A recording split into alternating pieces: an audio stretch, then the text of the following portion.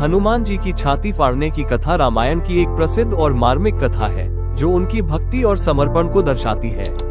इस कथा के अनुसार हनुमान जी का प्रभु राम के प्रति इतना गहरा प्रेम था कि वे हर समय भगवान राम और माता सीता के ध्यान में रहते थे। कथा कुछ इस प्रकार है। जब भगवान राम का राज्याभिषेक हो चुका था और सभी लोग अयोध्या में सुखपूर्वक जीवन बिता रहे थे, तब एक दिन सीता माता ने हनुमान जी को उनकी भक्ति के लिए एक मूल्यवान हार उपहार के रूप में दिया। हनुमान जी ने उस हार को विनम्रता से स्वीकार किया और हार के प्रत्येक मोती को देखकर कुछ सोचने लगे।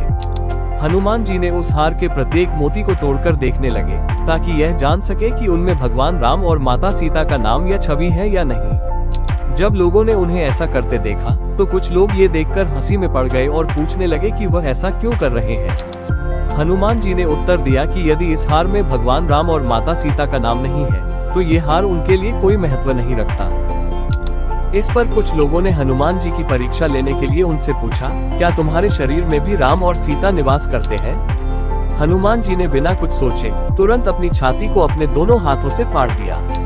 जैसे ही उन्होंने छाती फाड़ी, सभी ने देखा कि हनुमान जी के हृदय में भगवान राम और माता सीता की छवि स्पष्ट रूप से दिखाई दे रही थी।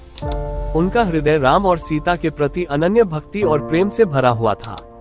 इस दृश्य को देखकर वहां उपस्थित सभी लोग भाव विभोर हो गए और हनुमान जी की भक्ति के प्रति श्रद्धा से नतमस्तक हो गए। इस कथा से यह सिद्ध होता है कि हनुमान जी का जीवन, उनकी आत्मा, उनका हृदय, सब कुछ केवल भगवान राम और माता सीता के प्रति समर्पित था। उनका प्रेम और भक्ति इतनी महान थी कि उन्होंने स्वयं को भी इसके लिए न्यौछावर कर दिया। हनुमान जी की इस कथा से यह संदेश मिलता है कि सच्ची भक्ति में कोई भी बलिदान बड़ा नहीं होता और सच्चे प्रेम के लिए भक्त अपना सब कुछ अर्पित करने के लिए तैयार रहता है।